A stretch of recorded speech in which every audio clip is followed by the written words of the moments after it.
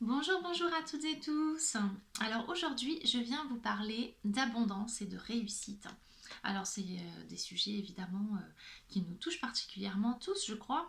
On a tous envie de réussite dans notre vie, que ce soit professionnel, amoureux ou quoi que ce soit. Et puis de l'abondance d'amour, d'amitié, d'argent, de l'abondance quoi.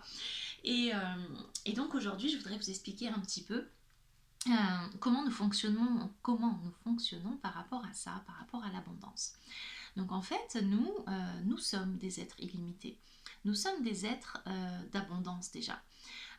Nous avons tendance à notre mental et puis nos croyances limitantes, notre lignée familiale qui a certainement souffert à un moment par la guerre ou par les famines, euh, de problèmes avec l'abondance justement, donc le manque de nourriture par exemple ou d'argent. Et donc tout ça sont inscrits en nous, sont inscrits dans nos cellules. Vous savez, les mémoires cellulaires qui sont toute notre histoire. On a certainement nous-mêmes vécu des problèmes avec l'abondance dans d'autres vies. Et tout ça nous bloque un petit peu, nous restreint. Alors ça se dépasse bien sûr, mais notre mental a peur de ça et a peur de la réussite des fois, a peur de se laisser aller complètement. Il nous protège, hein, c'est pas un mal, mais ça nous crée évidemment notre canal d'abondance est bouché et, euh, et ne nous permet pas d'accueillir pleinement. Alors j'ai une petite mèche là qui, bon, c'est pas grave, et nous permet pas d'accueillir pleinement tout ce que nous aimerions accueillir et ça nous restreint, ça nous bloque vraiment. J'ai vécu ça longtemps, cette sensation là d'avoir envie, d'avoir les idées, d'avoir les projets qui sont super et de se dire mais ouais mais bon de toute manière je sais que je gagnerai pas beaucoup, je sais que bah, ma réussite elle sera moindre, voilà j'habite dans une ville où il y a déjà beaucoup de thérapeutes et j'aurai peut-être pas ma place, vous voyez le genre de restriction qu'on se met sur la tête et qui nous empêche pleinement de s'ouvrir quoi. Donc je voulais vous parler de Ganesh.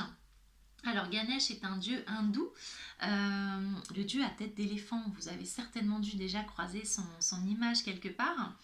On ne connaît pas forcément son nom, mais on connaît sa bouille. Alors moi j'adore, hein. Il a un petit côté un peu nounours. J'aime bien ce côté un petit peu rondouillard avec cette belle tête d'éléphant. Puis j'adore les éléphants. Donc j'ai très vite été attirée par Ganesh. Et donc je me suis fait initier pour pouvoir prodiguer des soins et moi-même des initiations à autrui. Alors Ganesh, c'est le briseur d'obstacles. C'est celui qu'on invoque pour quand on se sent un petit peu coincé dans un projet, par exemple, qu'on ne sait pas, qu'on sent qu'il y a des choses qui nous bloquent. Ben justement, il va lever tout ça. Il va transformer, libérer tout ce qui pourrait nous gêner, autant intérieurement, nos barrières mentales entre autres, que extérieurement. Donc ça va nous permettre d'attirer les synchronicités par exemple. Quand c'est un projet professionnel qu'on veut attirer le succès, l'abondance, la réussite, euh, il permet de justement voilà, faire un chemin qui est beaucoup plus fluide et qui permet d'être plus serein dans sa tête, de se poser moins de questions et surtout d'être dans l'accueil, pas dans l'attente, dans l'accueil. Et c'est pas pareil. On a tendance à demander, même à l'univers, la loi d'attraction.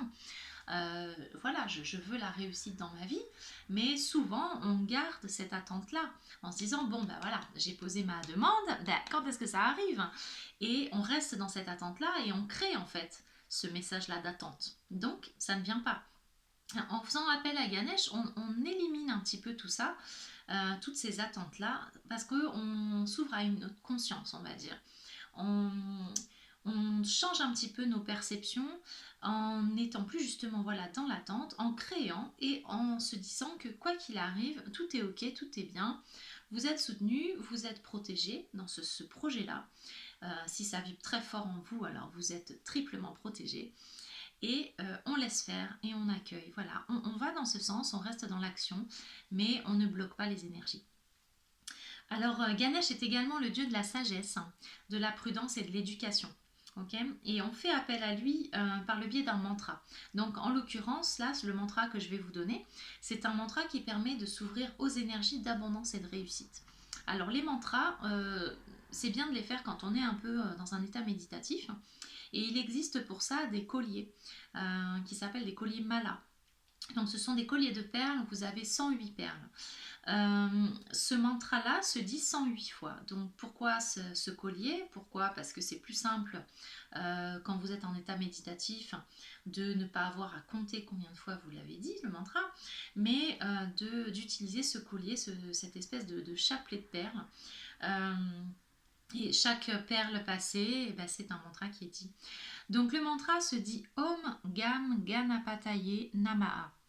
Donc voilà, cette phrase-là se dit 108 fois en état méditatif, c'est au top. Il ouvre les énergies d'abondance et de réussite. Vous avez également bien sûr les soins énergétiques que je mets en place dès aujourd'hui. Donc j'ai pas encore créé ma page sur mon site, ça ne saurait tarder. Et donc ces soins-là permettent de justement rentrer en contact avec cette divinité, donc Ganesh, pour s'ouvrir à cette nouvelle énergie-là, pour déblayer votre chemin, pour limiter tous les obstacles, pour les détruire, les remettre même à la terre. Et pour vous ouvrir sur un chemin beaucoup plus fluide, donc dans la réussite, l'abondance, si vous avez des projets, si ce sont des projets même amoureux, parce que l'abondance n'est pas que financière. Et donc voilà, permet d'enclencher un nouveau chapitre dans votre vie en s'ouvrant à une énergie nouvelle, à une énergie donc d'abondance. D'ici quelques mois, je vais patienter un petit peu pour bien intégrer toutes ces nouvelles énergies. Mais d'ici quelques mois, je pourrai également initier à mon tour. Donc si ça vous tente, si ça vous parle, si vous avez envie également de pouvoir faire des soins avec l'aide de Ganesh sur vous-même et sur autrui, ou bien même de pouvoir initier à votre tour, puisque une fois que vous êtes initié, vous êtes capable, après intégration de ces nouvelles énergies-là, de faire des initiations également. Donc si ça vous parle, n'hésitez pas à m'envoyer un message en privé pour avoir plus de renseignements, d'explications, voilà, pour savoir un petit peu comment ça se passe. Les initiations ne seront pas tout de suite, je pense que je vais attendre jusqu'à à peu près Noël. Mais on peut déjà en parler si vous avez envie, si ça vous tente, si ça vous parle. Voilà, donc voilà, Ganesh est rentré dans ma vie. Alors pour information, quand moi-même j'ai fait mon initiation, alors il y avait beaucoup de présence autour de moi et autour de la personne qui m'a initiée. Et c'était une initiation à distance, mais je ressentais beaucoup de présence. Et cette présence-là de Ganesh qui était alors... l'énergie est très dense et très lourde. Je ne peux pas expliquer vraiment, est-ce que c'est parce qu'il est un petit peu corpulent, mais c'était comme si j'avais... il y avait un côté paternel et très sécurisant, très protecteur. Et c'était vraiment une énergie très particulière. Alors je travaille avec toutes les énergies, enfin beaucoup d'énergies, donc la lune, le soleil, voilà, bon, plein d'énergies différentes. Et à chaque fois, les énergies ont un impact différent sur moi, donc bon, sur tout le monde, je présume, selon nos ressentis. Et celle-ci est très agréable à vivre. Voilà, c'est très protecteur, très paternel, et j'adore. Voilà, donc si ça vous appelle, n'hésitez pas à me faire un petit retour, un petit message. Voilà, je crois que j'ai fait le tour pour aujourd'hui. Je vous souhaite une très belle journée et puis je vous dis à bientôt dans l'abondance et la réussite.